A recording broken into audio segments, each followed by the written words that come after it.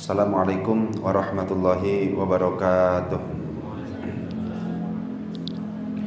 Bismillah, alhamdulillah, alhamdulillahilladzi an'ama alaina bi ni'matil imani wal islam.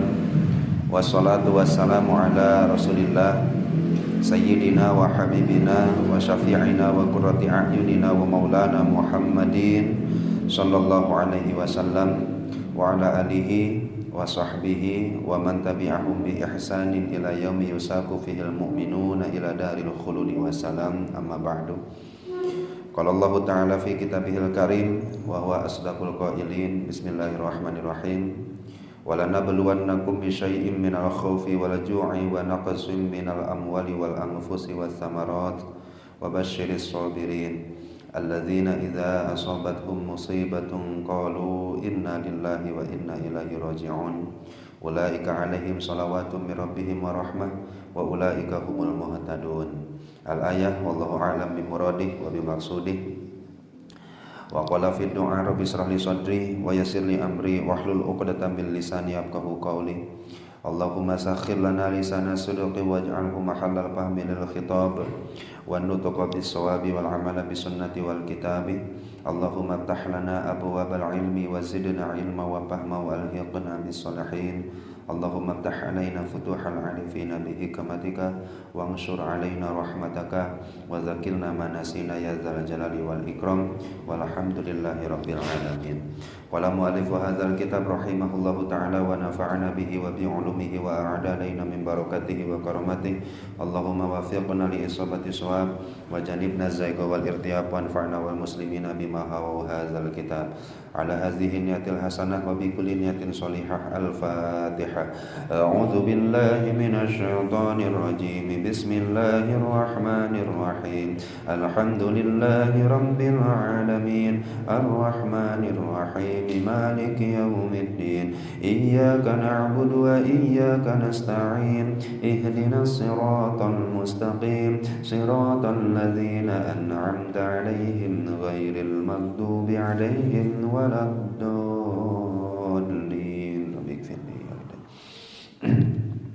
Bismillahirrahmanirrahim. Alhamdulillah, bapak-bapak sekalian, pada kesempatan malam hari ini sebadanya kita panjatkan puja-puji syukur kita kehadirat Allah.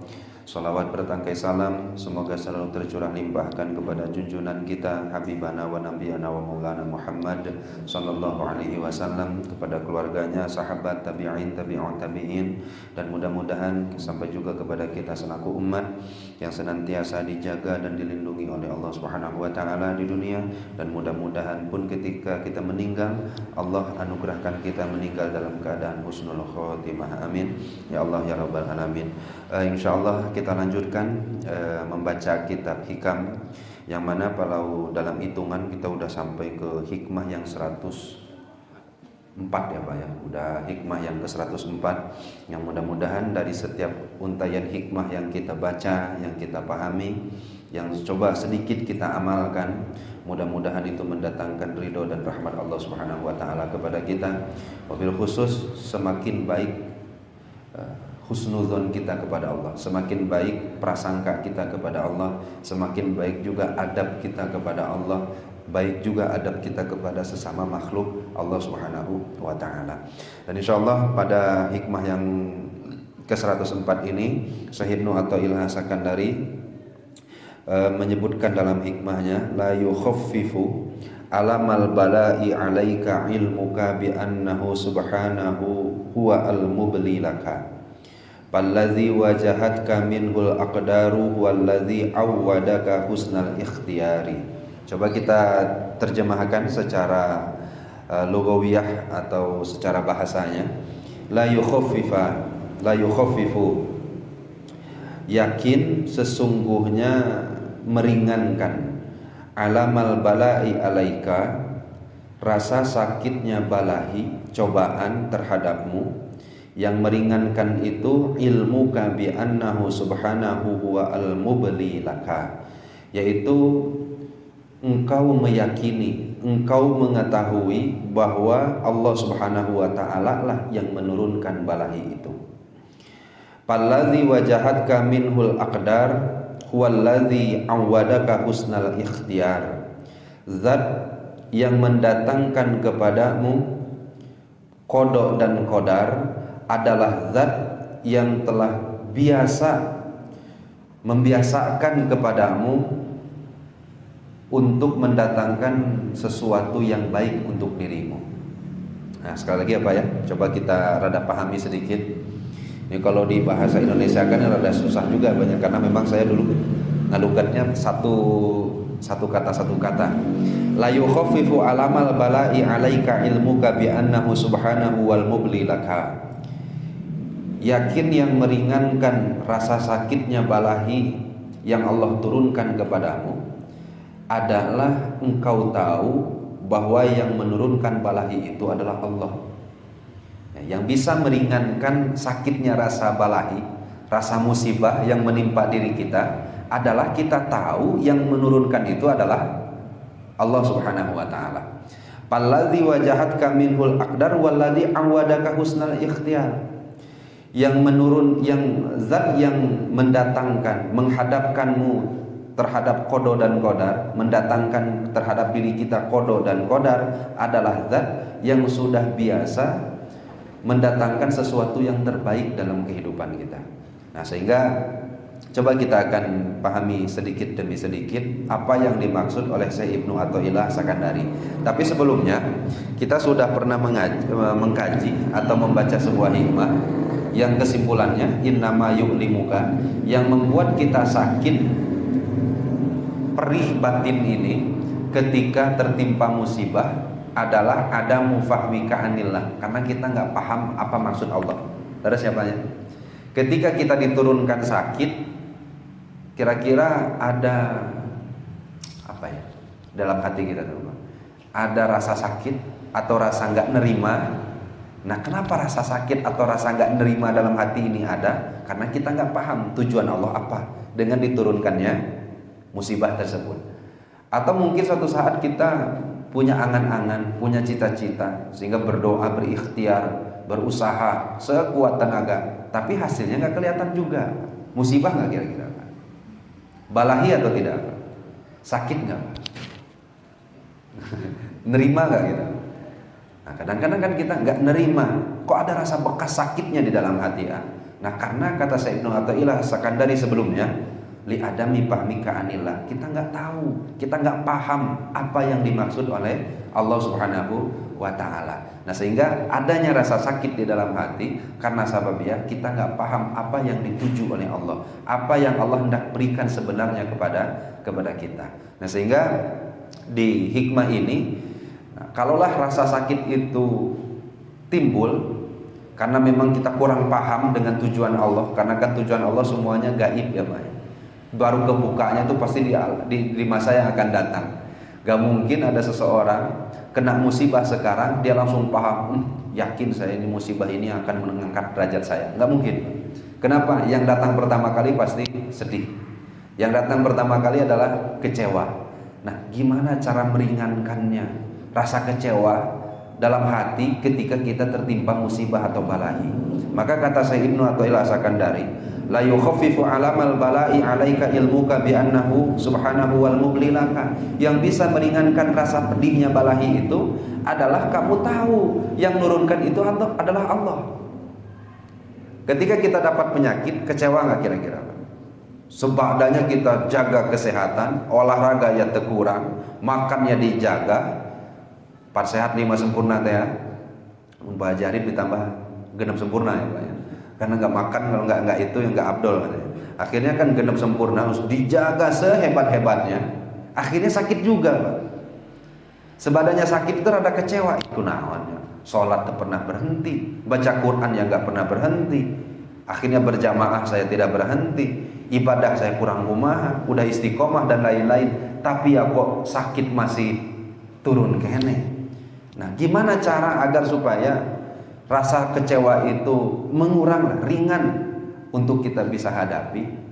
Yaitu kita harus memahami betul yang memberikan sehat adalah Allah, yang memberikan sakit adalah Allah. Dengan tahu yang menurunkan musibah itu adalah Allah, sedikitnya itu bisa meringankan apa yang ada di dalam hati kita. Laras kata Nabi. Ketika Bapak nanti suatu saat coba berniaga, mencoba untuk berikhtiar berbisnis dan lain-lain, nggak hasil-hasil, akhirnya kan rada kecewa dalam hati. Gimana kecewa ini bisa hilang atau setidaknya bisa ringan saya hadapi? Ketahuilah, yang menghendaki bahwa bisnis kita itu tidak berhasil adalah Allah. Kecewa malah, tapi asa kecewa kene. Nah, kalau memang masih kecewa kene, apalagi tidak sampai ringan rasa musibah itu, nah benar-benar kita tidak paham dengan apa yang Allah Subhanahu wa taala kehendaki kepada kita. Nah, sehingga coba kita baca dulu sedikit. Idza alimal abdu, ketika seorang hamba sudah tahu annallaha ta'ala rahimun bihi wa musta'atifun alaihi wa nadhirun ilaihi. Kita sudah maklum semua, Pak. Kita tahu, bahkan paham. Bahkan kita setiap hari mengitikadkan bahwa Allah itu adalah zat yang maha rahim.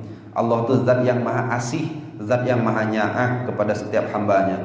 Wa nadhirun ilaihi, Allah adalah zat yang senantiasa memperhatikan kita, Pak. Kebutuhan jangankan yang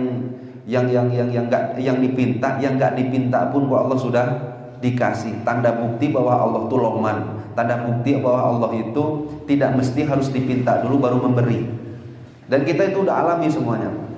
Apapun yang enggak kekertek di hati kita, semuanya ku Allah diberikan. Dan kita udah pahami itu, dan kita udah tahu tentang zat Allah, bahwa Allah Rahim, Allah Nya'ah, Allah Asih, Allah Welas, dan lain-lainnya. Maka faqulu ma yuriduhu alaihi min anwa'il balaya war razaya yambaghi lahu alla yaqtaritha bidzalik wa la yubali.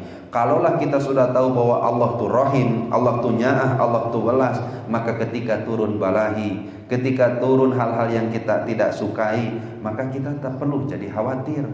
Tak perlu memperdulikan balahi itu, tidak perlu memperdulikan musibah tersebut. Kenapa? Fa innahu lam yata'awad minhu ila khairan lahu. Karena kita sudah tahu sebelum musibah itu diturunkan oleh Allah, Allah telah berikan yang terbaik bagi kita.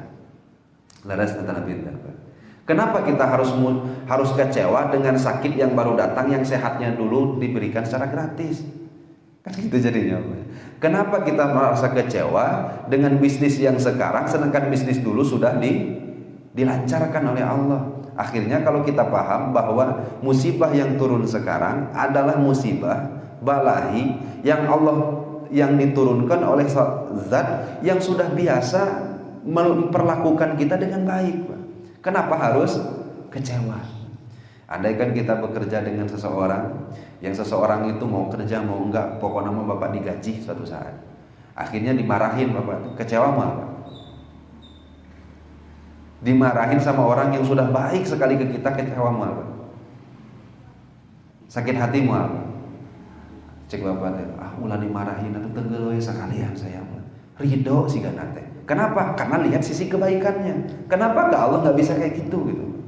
Kalau kita udah berhubungan baik dengan orang, dia buat kesalahan sekali ke kita, bisa nggak dimaafkan, Pak?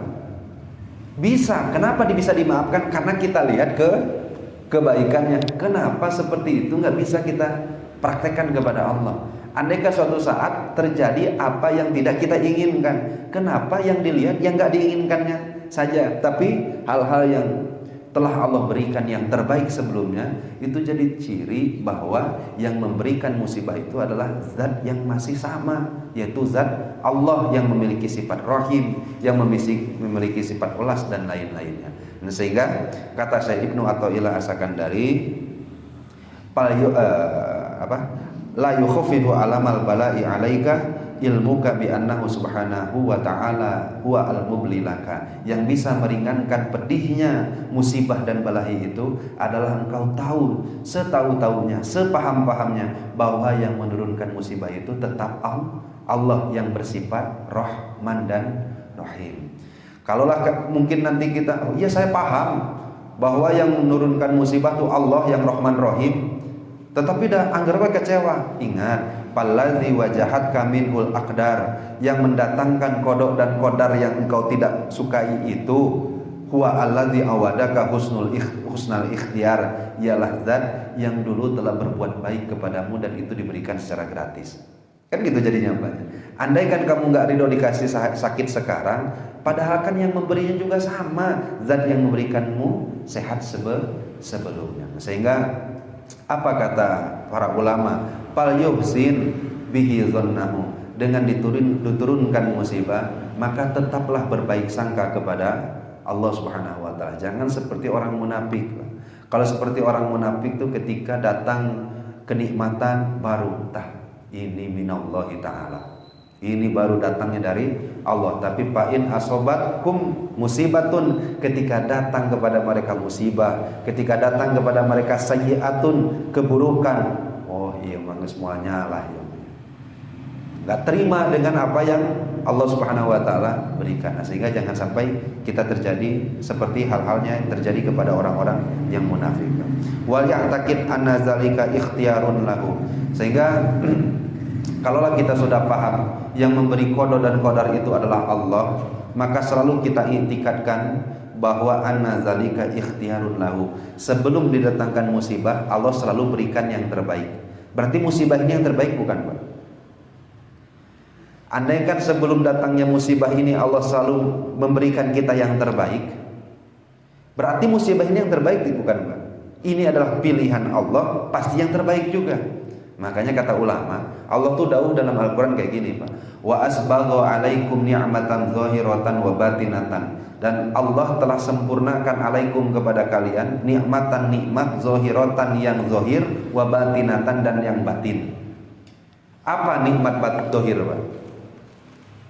Kalau kita kan anggapnya nikmat zahir itu sehat. Wa batinatan dan nikmat batin. Apa nikmat batin? Beriman, Islam dan lain-lain. Tapi tidak kata ulama tasawuf. Kata ulama tasawuf, nikmat iman, nikmat Islam masih zahir, dah kelihatan. Nikmat kesehatan, nikmat sugih dan lain-lain masih zahir, dah kelihatan. Tapi nikmat batin adalah ketika Allah Subhanahu wa taala berikan musibah dan kita mampu sabar untuk menghadapinya, maka itu adalah nikmat batin yang Allah sempurnakan kepada kita. Kenapa? Karena di balik musibah itu sebenarnya adalah pahala. Lalu siapanya? Ketika Allah Subhanahu wa taala uji seseorang, beberapa hadis, Pak. Saya sampaikan beberapa hadis. Satu, idza ahabballahu taala abdan. Ketika Allah sudah cinta kepada seorang hamba, maka Allah Subhanahu wa taala akan turunkan kepada hamba tersebut maradun, satu penyakit. Yang penyakit itu ladawa Allah, yang bagi dirinya gak akan sembuh-sembuh. Itu salah satu cara Allah untuk mengasihi hambanya yang dia cintai. Sekali lagi, Pak, ini hadis, Pak. Idza ahabballahu ta'ala abdan, ketika Allah senang cinta kepada seorang hamba, maka Allah akan beri dia penyakit. Yang penyakit ini gak akan bisa disembuhkan. Yang kalau sudah nggak bisa disembuhkan, kemungkinan cuma dua. Satu kalau sabar, yang dua satu sabar dan ridho, yang kedua tak sabar tak ridho. Gimana Pak Insobaro warodia? Kalau sabar dan ridho istofa, dia akan menjadi makhluk pilihan Allah. Nah itu cara Allah ngangkat seseorang menjadi kekasih. Pertanyaannya, siap nggak Pak menjadi kekasih Allah? Seperti itu. Ketika Allah sudah senang ke seorang hamba, nggak dikasih penyakit, enggak, tetapi Allah Subhanahu wa taala akan jauhkan dia dari makhluk. Maksudnya gimana jauh dari makhluk? Jauh dari makhluk tuh kayak dia di masyarakatnya serasa dikucilkan, nggak punya salah, nggak punya apa, orang pada menjauh, sehingga dia hanya punya satu tempat bergantung, yaitu kepada Allah saja. Itu cara Allah mencintai seorang hamba. Siap nggak apa seperti ini? Tetapi nah sehingga cara-cara Allah yang seperti ini, Pak, yang Allah berikan kepada hambanya, nah ini salah satu cara yang mungkin belum kita pahami, Pak. Rasa aneh. Kalau dikasih musibah, langsung kan Bapak bertanya-tanya, apa ya dosa saya?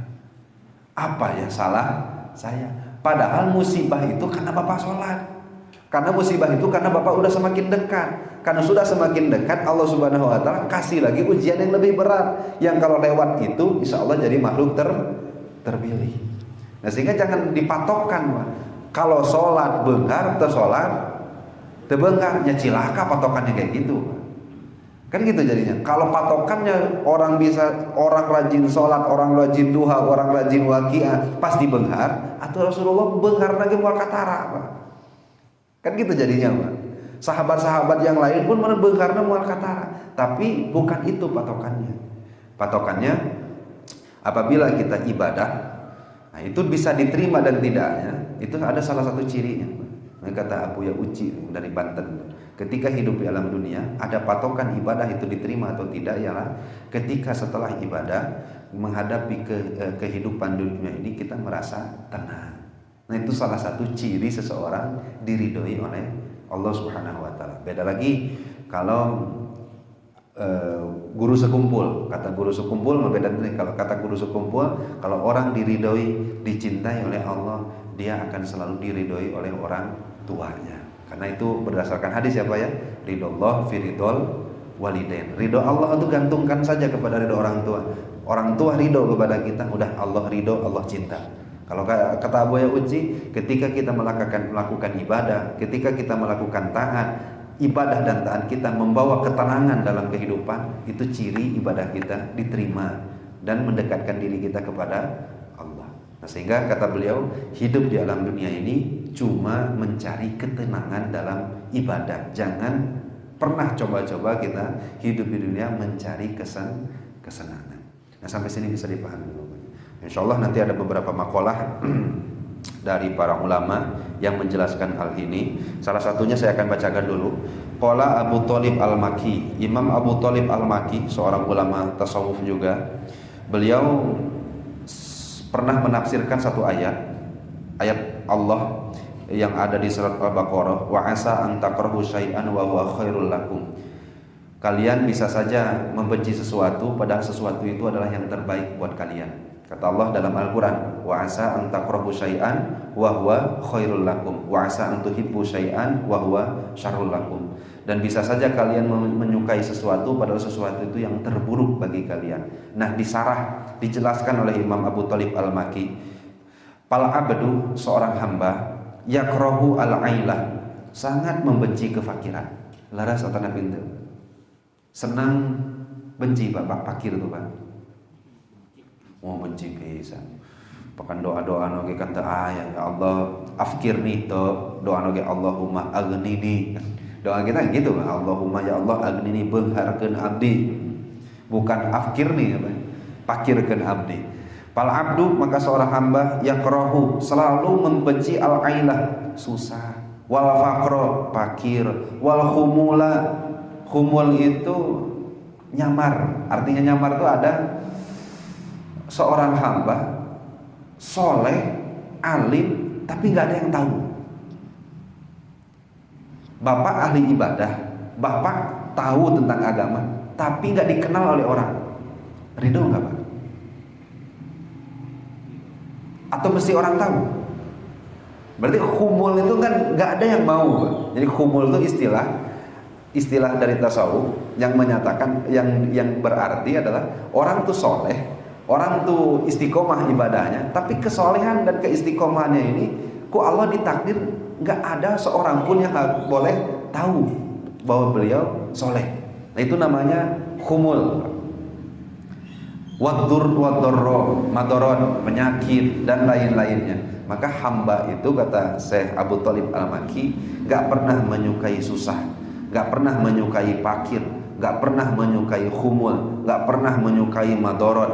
Wa huwa khairun lahu bil akhirah. Padahal itu yang paling terbaik bagi dia nanti di akhirat. Karena kita tahu banyak sabar dan syukur. Nah ini dulu Pak ya. Sabar dan syukur padilahnya besar mana Pak?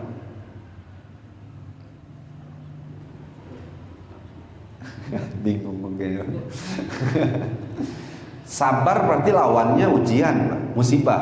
Syukur lawannya nikmat. Kita sebut ajalah dalam Al-Quran. Nanti Bapak tinggal pilih. La in syakartum la azidannakum, innallaha ma'as sabirin. Mana yang lebih besar menurut Allah? Kalau kamu bersyukur, saya tambah nikmatnya. Kalau kamu mau sabar, saya bersama orang-orang yang sabar. Allah. Mau bersama Allah atau ditambah nikmat? Nah, sehingga sabar itu susah luar biasa. Maka derajat sabar itu kan naiknya cepat, Pak. Makanya kenapa? Bapak lihat saja, Pak. Adabnya Allah, adatiahnya Allah, kebiasaannya Allah. Kalau mau ngangkat seseorang derajatnya di akhirat, pasti diujinya bertubi-tubi, Pak.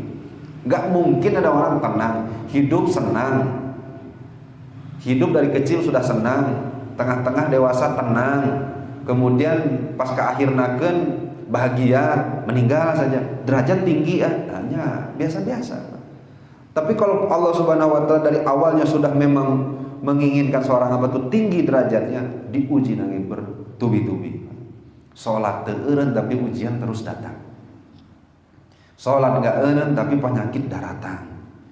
Salat enggak, sedekah enggak berhenti tapi kekayaan jangan sakitu, jangan sakitu-gitu. Nah, sehingga ujian-ujian itu terbaik di akhirat atau tidak? Terbaik kan jadinya. Nah, maka kata Allah dalam Al-Quran, kata Syekh Abu Thalib Al-Maki, ini bukan tafsiran kita, tapi tafsiran dari Syekh Abu Thalib Al-Maki. Seorang hamba itu enggak suka hal-hal yang tadi. Padahal wahwa khairun bil akhirati lahu. Padahal itu yang terbaik bagi dirinya nanti di akhirat. Tapi wa qad yuhibbul ghina. Terkadang itu artinya sedikit ya banyak. Terkadang ada hamba tuh senang nate beunghar, wal afiyah sehat, wasyuhrota dikenal oleh orang lain. Ini senang nggak kita semua nih, Pak? Bukan terkadang lagi atau ini bukan sedikit lagi atau ini, Pak. Jadi lapat kot itu bisa diartikan terkadang yang maknanya sedikit, Pak. Sedikit sekali ada orang yang cinta terhadap beunghar, cinta terhadap afiyah sehat, cinta terhadap surah. Nah, ini orang iman ya, Pak. Orang yang imannya sudah sempurna.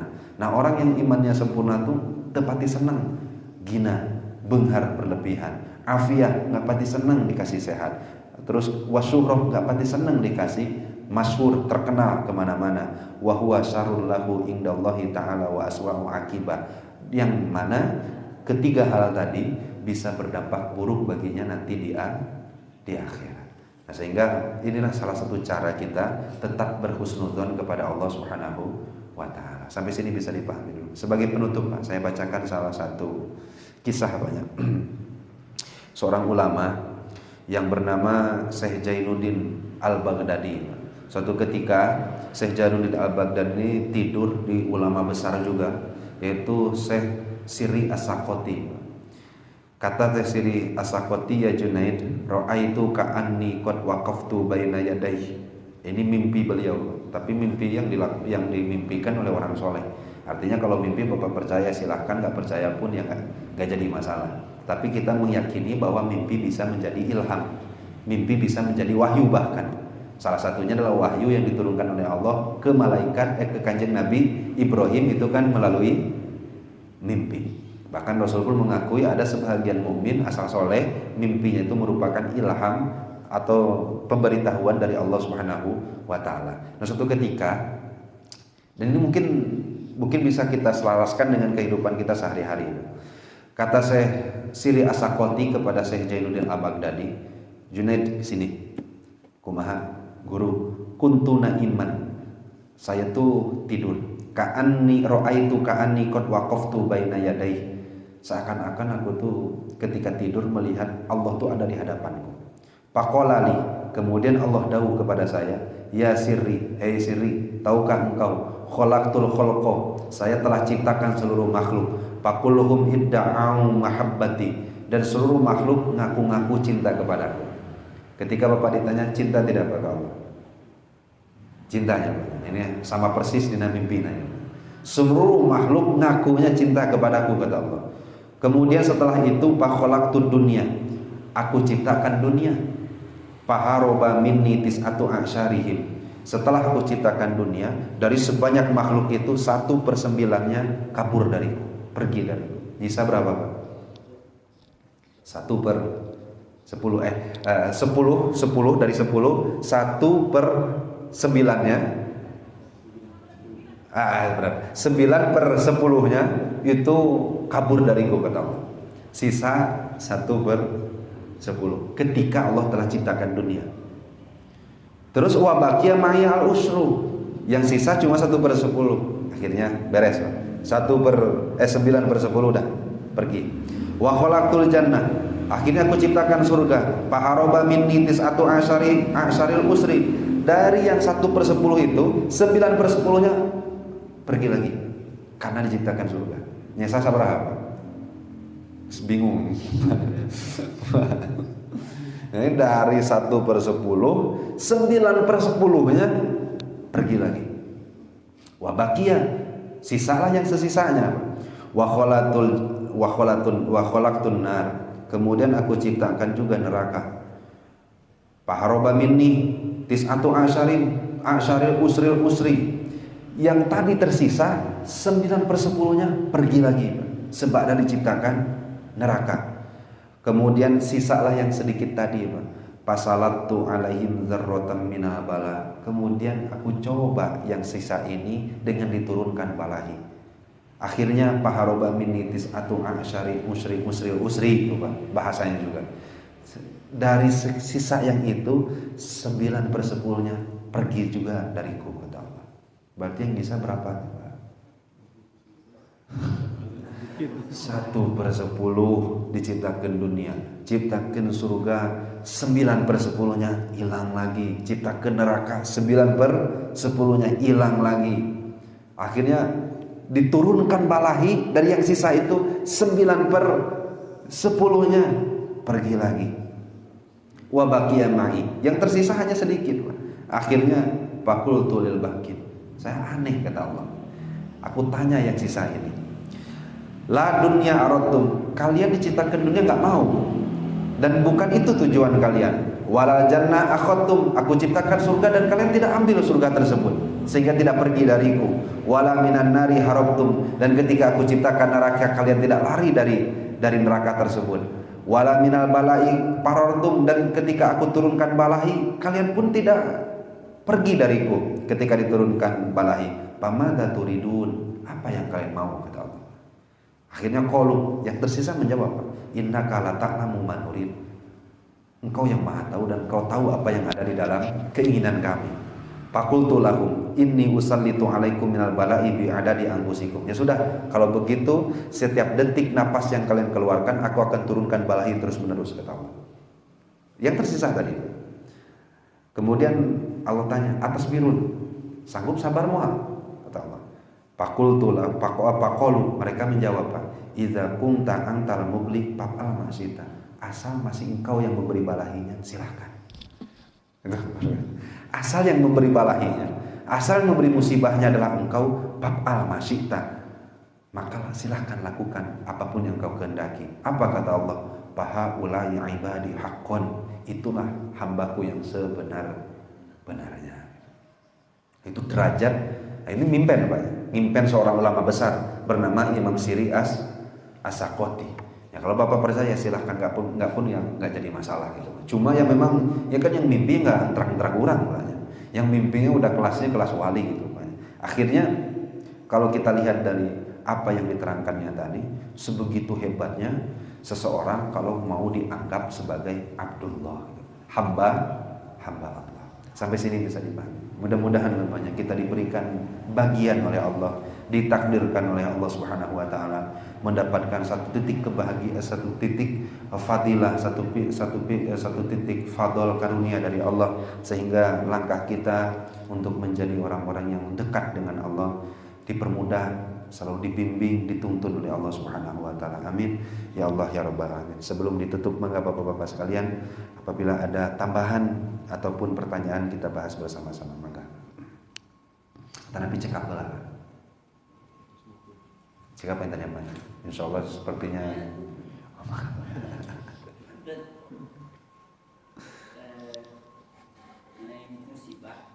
musibah itu sesuatu yang tidak kita harapkan. laras.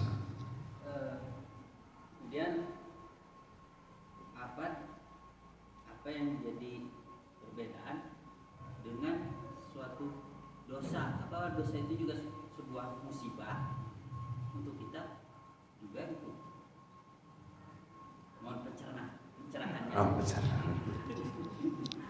dosa juga itu suatu musibah juga itu kita. Ya. Jadi kalau kita lihat Pak ya, secara umum memang musibah itu segala sesuatu yang buruk yang telah dikodok dan kodar oleh Allah yang menimpa diri kita. Itu kan secara umum disebutnya musibah. Karena musibah itu secara harfiah Pak, secara lugawiyah adalah sesuatu yang menimpa. Menimpa siapa? Menimpa kita sebagai hamba. Sehingga tapi lebih identik digunakan musibah itu untuk sesuatu yang negatif. Dan termasuk di dalamnya adalah dosa. Dosa itu musibah. Musibah besar salah satunya adalah berbuat dosa. Makanya kan iman nikmat bukan? Nikmat. Islam nikmat bukan? Nikmat. Nah sehingga kalau nggak Islam, nggak iman, ya musibah besar. Nah sehingga bisa dikatakan bahwa musibah itu bisa penyakit, apapun yang menimpa kepada kita, tetapi lebih kepada yang negatifnya. Beda sama balahi. Kalau balahi apa? Balahi atau balaya adalah sesuatu yang Allah tetapkan kepada seorang hamba, yang itu sebagai ujian agar dia bisa menaikkan derajatnya di sisi Allah. Nah, itu balahi. Tapi kalau musibah umum. Nah, akhirnya nanti musibah ini kan fungsinya banyak Pak. Kalau orang yang punten Pak, kufur, diturunkan musibah agar supaya kembali Islam. Kalau ada orang sudah muslim tapi kurang iman, diturunkan musibah agar dia mau istiqomah menjalankan Islamnya. Yang jadi pertanyaan, gimana kalau sudah iman? Kan gitu banyak. Ibadahnya sudah baik, udah istiqomah, tetap gak Pak diturunkan musibah? Tetap Pak. Nah tapi musibah itu nilainya sudah balahi Pak. Kenapa? Karena itu akan menaikkan derajatnya di sisi Allah. Sampai sini bisa dipahami. Nah makanya kan ada salah satu musibah yang menimpa kita, tapi kita nggak sadar, yaitu ketika kita ibadah, ketika kita bermunajat, sudah tidak lagi terasa nikmatnya. Itu kan musibah yang paling besar yang sekarang menimpa kita, yang bahkan kita nggak sadar itu tuh adalah musibah. Dan kita kan alami Pak, sholat meningkat ke khusyuk, sah khusyuk. Baca Quran susah nikmatnya. Baca Quran ya selembar ya masih nikmat Pak, 1 juz makan puyeng Pak. Kalau orang dulu semakin lama baca Qurannya malah semakin semangat, kerasa nikmatnya. Nah sehingga kok bisa ya seperti itu. Nah itu salah satu musibah yang Allah berikan kepada kita, yang mungkin sekarang kita nggak merasa itu tuh adalah musibah. Sampai sini bisa dipahami. Jadi musibah itu secara umum ada sesuatu yang negatif yang menimpa seorang hamba, yang menimpa itu secara hakikat dia tidak mau hal tersebut datang kepada dirinya. Bisa? Ada lagi Pak? Maka kalau musibahnya bersifat duniawi, kan kita paham bahwa itu pemberian Allah yang Maha Pemurah, Maha Pengasih, Maha Penyayang, sehingga ketika kita menerima musibah itu pun kita bisa berprasangka ini yang terbaik bagi saya. Mungkin karena untuk tadi ketika dia berdosa bisa balik kembali taat segala macam. Bagaimana kalau musibahnya itu bersifat ukhrawi, seperti tadi melakukan dosa, terus jadi malas berzikir, malas ibadah, setiap mau pengajian ada aja halangannya, itu kan musibah. Kalau musibahnya duniawi tadi kita berhusnuzon bahwa ini kebaikan. Kalau musibahnya ukhrawi seperti tadi, kita harus bagaimana bersikap? Ya. Dan pasti itu ada saja Pak ya. Tapi sekali lagi Pak, kata-kata musibah sebenarnya akar katanya ada dalam Al-Quran. Seperti kata Allah, ma asobaka min hasanatin famin Allah, wa ma asobaka min sayyi'atin famin nafsi. Nah, untuk yang sifatnya duniawi, oke lah, saya sakit, saya masih bisa husnudon ke Allah bahwa sakit ini meninggikan derajat saya. Kemudian kalau saya nanti usaha saya gagal, salah, bolehlah saya tetap berhusnudon kepada Allah. Allah mau yang terbaik untuk saya. Iya, masalahnya gimana kita mau berhusnudon sedangkan saya kena musibah, malas zikir. Yang itu banyak, malas kena musibah, bangun malamnya ke harese.